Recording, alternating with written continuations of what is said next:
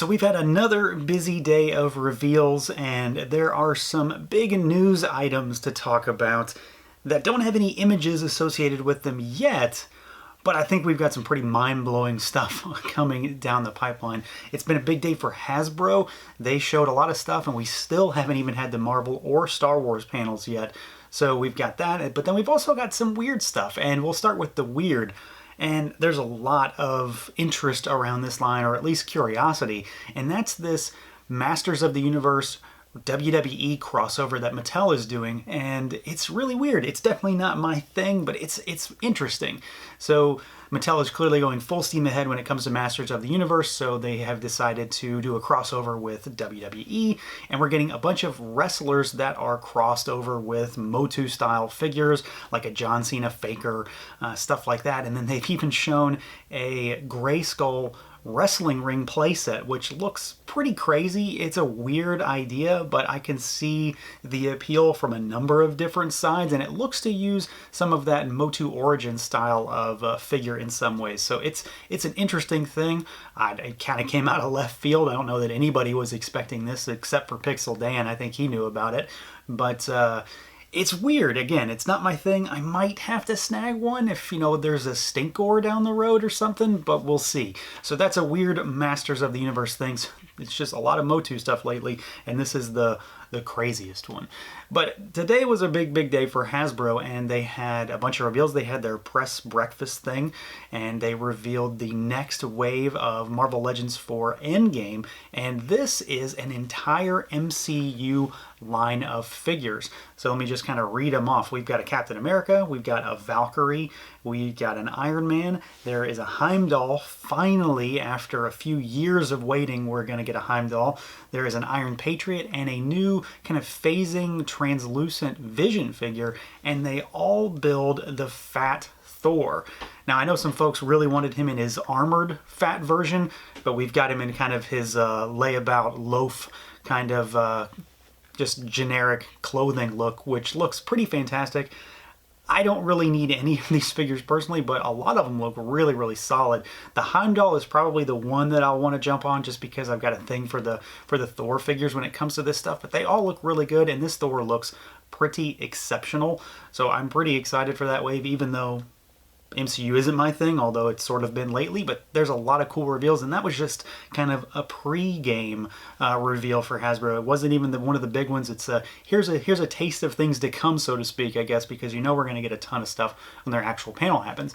And then they did have another reveal, which was supposed to be revealed at the Hasbro Pulse party that they had, but it was kind of leaked early in a bunch of pre-orders that went up, because all of the Hasbro stuff that has been shown today is already available for pre-order.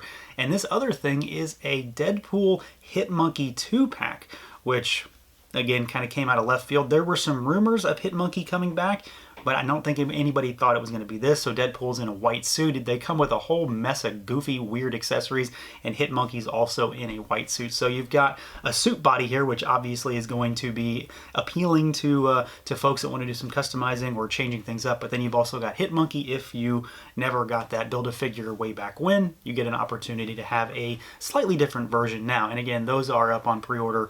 Big Bad Toy Store, Entertainment Earth, Dorkside, Pulse themselves, so you can get that all over the place.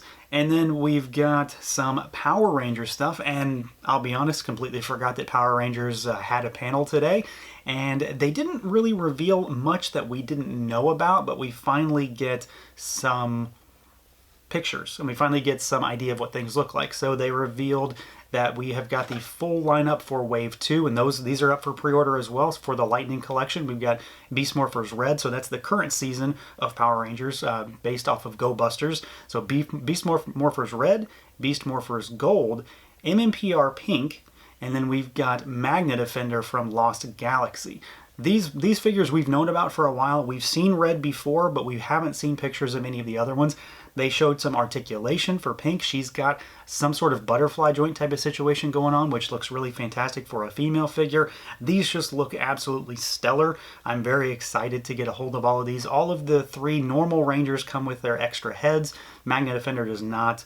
But you've got a pretty solid array of figures here. And then they revealed a new exclusive 2-pack. It's a fan channel kind of exclusive, so just like everything else today that's been up for pre-order on Pulse and BBTS and Dorkside and all those places, this 2-pack is also up for pre-order as of now, and it's a Green Ranger and Putty 2-pack. So we've got the Green Ranger in his Fighting Spirit costume. So this is the redesigned costume that they made for the Dino Thunder episode, where he kind of fights all of his different versions of himself. So you've got the different, the helmet with the silver stripe that runs on it, the white dagger holster, but he also comes with the Sword of Darkness. He comes with an effect piece. It looks like the same effect piece that came with Dino Charge Red. And then we've got an exclusive version of Putty, and they have stressed that it's an exclusive version that comes with extra hands. So I'm assuming we're going to get a Putty in a single pack down the road, and you just know we're going to get the regular Green Ranger, the classic Green Ranger, down the road as well. They're going to give you the one that you maybe don't necessarily want as much, and then they're going to hook you by getting you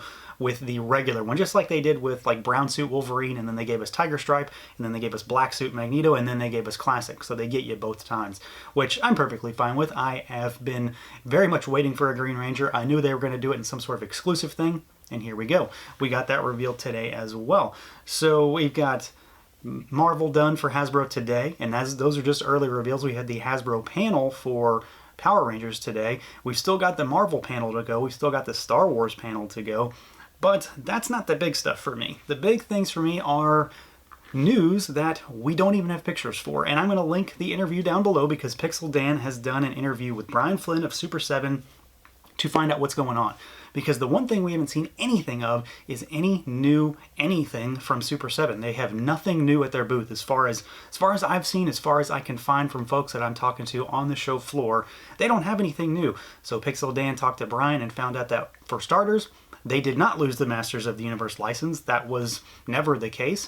Mattel and Super7 are kind of dancing with each other to find out how they can release certain things. Super7 still seems to have fully intended to release more stuff, reaction figures, things like that. Classics and Filmations still seem to be kind of up in the air for now. Maybe that's going to stop with Snake Mountain, maybe it won't. But for now, they don't have any reason to not keep producing toys.